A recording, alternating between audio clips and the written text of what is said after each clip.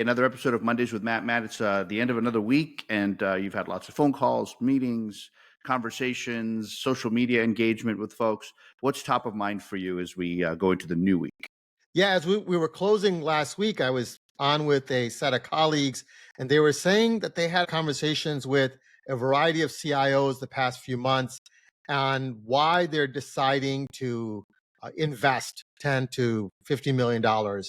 And Okay. they gave me some of the reasons, right? And the statement I said to them was, these CIOs, like, how dumb can you be, right? Now, Mm. I used another word than dumb, but let's just, so it's This is not the PG X-rated here. version. Yeah. Yeah, a PG version. Um, how dumb can you be, right? And so the five reasons were like, just like, oh my God, if that's the reason that you're spending that much millions, you should have your head checked, right? Mm. Because it just doesn't make sense in the terms of what you are about to go invest. And then the reality of it is, this is the reasons you're giving. I would almost be embarrassed if that's what you're telling your president, that this is what you're doing, right? Like, it was simple as that. So Awesome. Well, so as you and some of your colleagues were talking, and these are industry colleagues, not people inside of Beyond. These are people from yeah, other organizations, whatever. You guys came up. You guys kind of did like a top 5 list, yeah, basically. it's a top five, and I'll just go through them. Sure. The number one was, we hate our current vendor. We hate our Mm. current SIS. We hate it. Yeah. We Okay. hate it, right? And and the first thing I would say is, well, how dumb can you be? Because the reality of it is, the reason you hate it is because you just never did anything with that vendor, meaning you upgraded it from your legacy system, you didn't modernize it, you probably haven't uptaken any of the upgrades that and enhancements that's been there, and your processes have been legacy mindset, right? And yet you're blaming the vendor because you feel like they're not transforming you, when in reality, it's not them, it's you.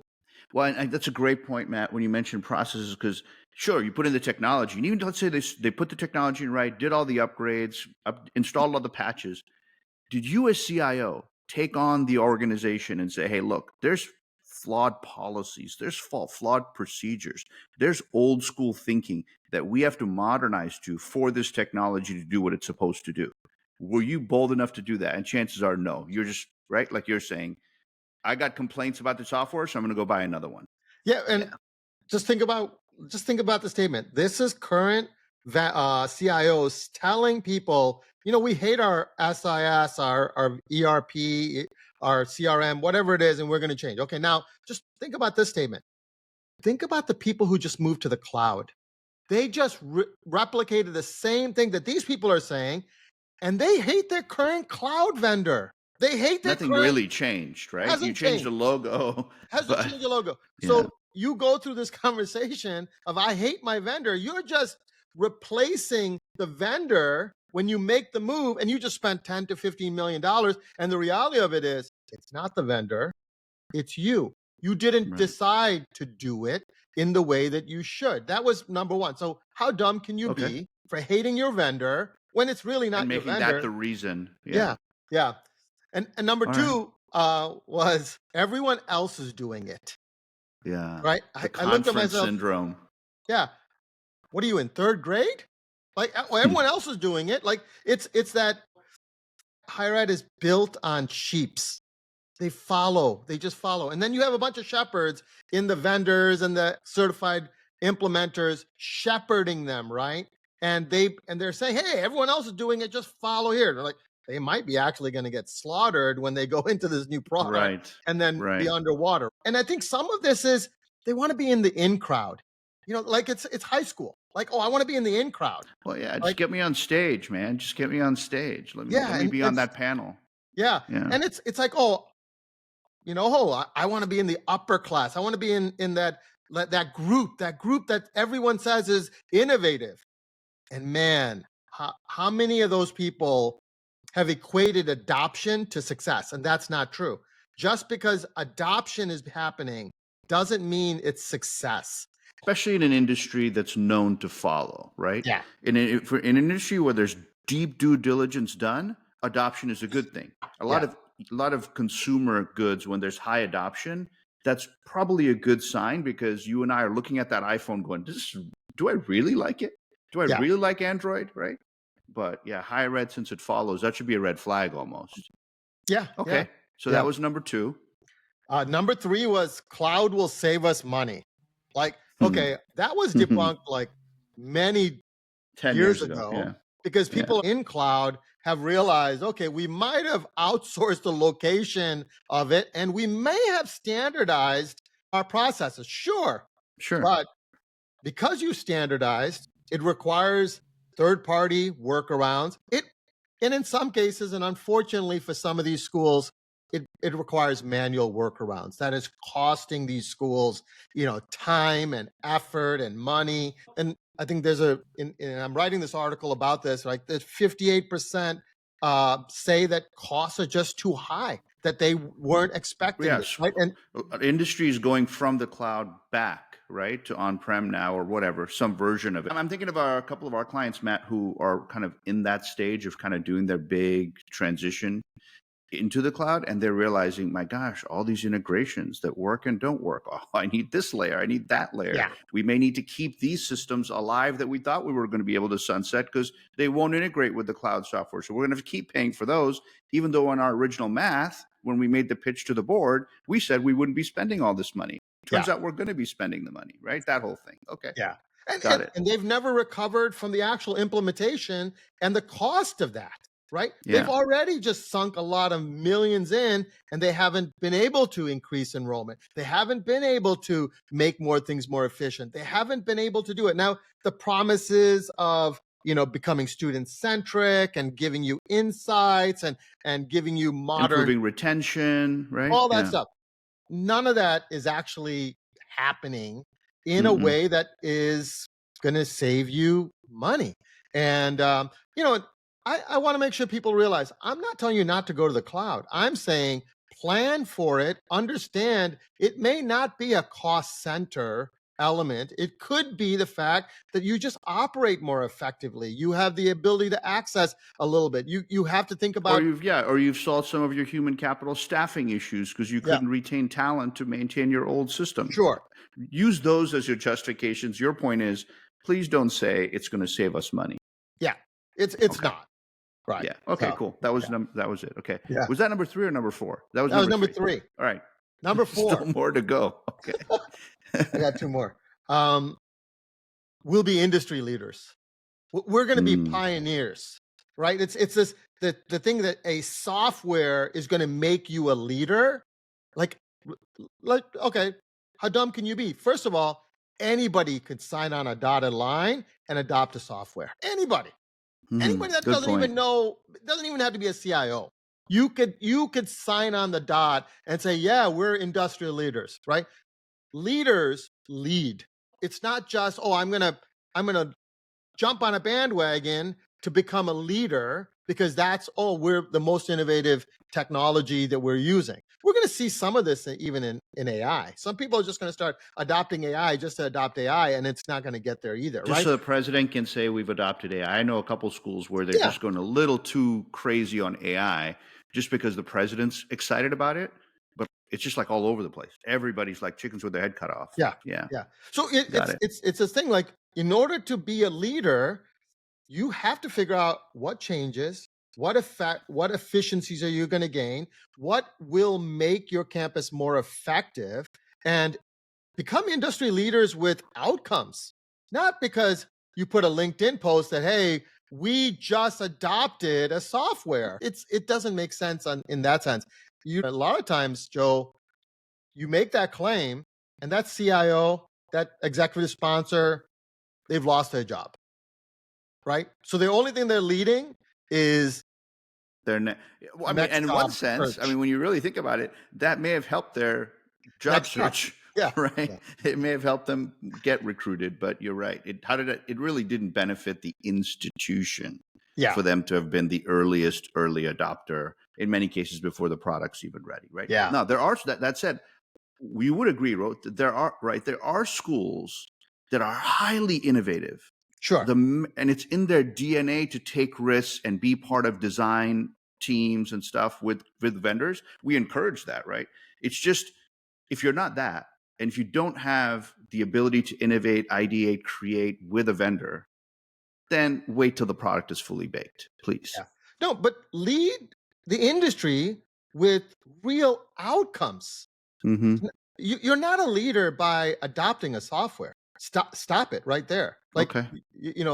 that's the main point I'm trying to make is just because you could post on a on LinkedIn or sit on a stage, most of us when we look at the people on the stage, we also know that what their campus is going through because we're also well Right. connected, Right. right?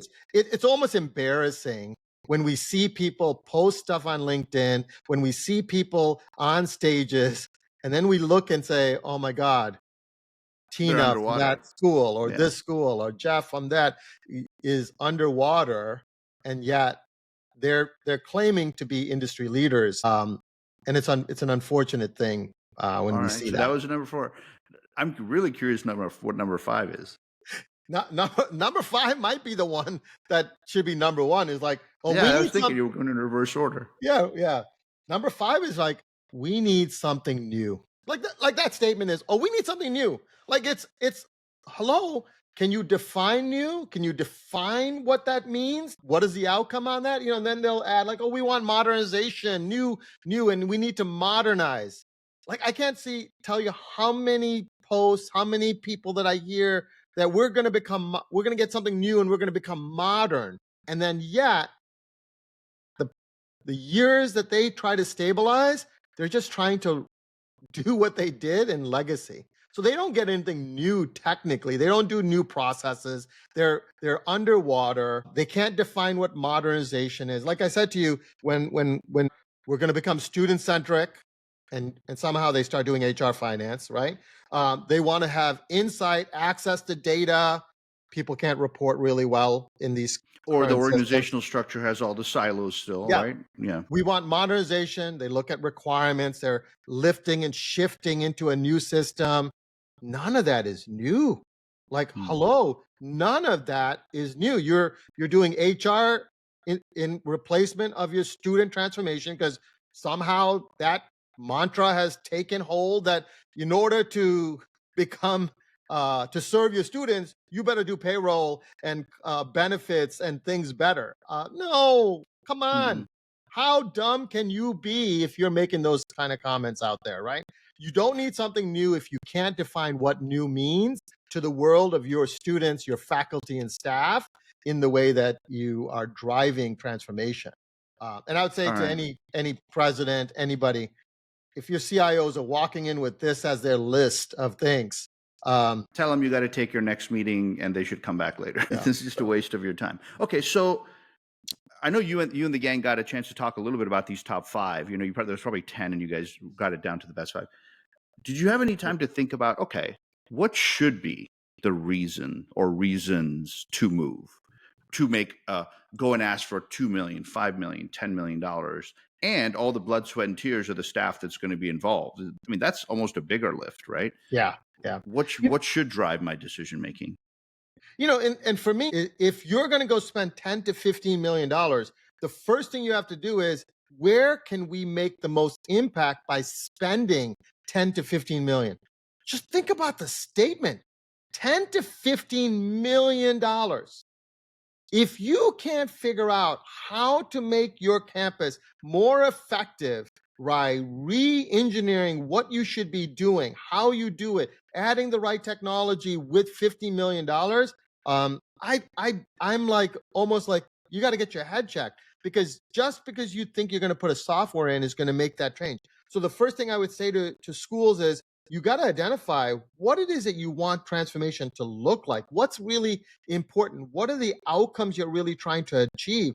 And then apply the 10, $15 million investments with the right technology, the right change of processes, the right, maybe AI comes into play at this moment, right? Maybe it's even optimizing what you currently have. So, some people are like, oh, our software is going to get sunset in 10 years. Hello, you know how many things happen in 10 years?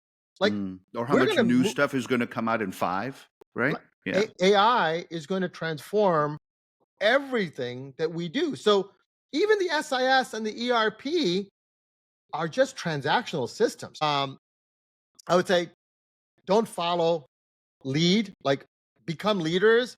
If you're going to go pick a software, lead that software. Do it because you believe you need to make that transformation. Identify what those things are. Focus on those things while you may do a lift and shift. Sure, maybe that's what you do, but don't spend 50 million on a lift and shift. Do it the way you should do it and expect, something out of that. Um, I think this whole thing about becoming industry leader, like stop being in the in crowd, like get your ego out of the way of your decision making, because that 50 million is is really important to the long-term generation of what you will leave behind for that campus. Because right now, some of these CIOs have left a mess for their campuses. That's Yeah. the So legacy that they have left. yeah, my summary then takeaway would be, and this is a lot what we teach our clients when they bring us in is you got to start in some cases with the end in mind. What is Yep. the outcome you're looking for? And then technology is going to be one small piece of a much larger transformation to get there. And then go back to student centric, like all these institution centric decisions of how we're going to look and, who's talking about us and me, my, our. And instead, if you go with a student centric view, what's best for the student? I think you'll find that these 10 to $15 million investments do nothing for the student, absolutely nothing. But how could you have better used, to your point, that 10 to $15 million in a student centric strategy? Again, technology may still play a role, but chances are it won't eat up the 10 to 15 million bucks. And why don't you define what student centric is? Because when you define what student centric is, you will know that it's not putting an HR system. I know my vendors are going to hate me for saying it. And I'm not even telling you not to do HR finance. I'm saying go find your effing money somewhere else. Don't use our student centric mantra to go take the money away from actually doing student work. Right? That's the effort. Like you want to use the word student centric and then you promote, oh, my student worker. Like they're adjacently saying, oh, to support student, we need to take care of our employees. I'm like, yeah, I get that. But man, 50 million in the place of actually focusing it on student, maybe even giving those people who are serving those students a raise with that 50 million, Right. creating better environments, giving them the new AI technology. Like I can name you the things you should be spending 50 million on. And it could be To that make you're their spending it lives on, better.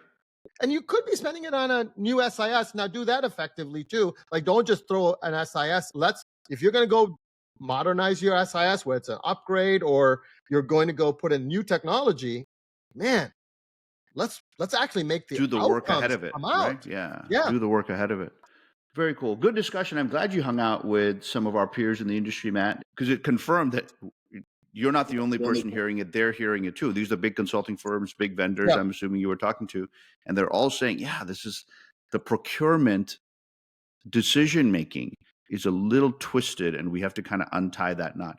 But we're still going to take on procurement one of these days.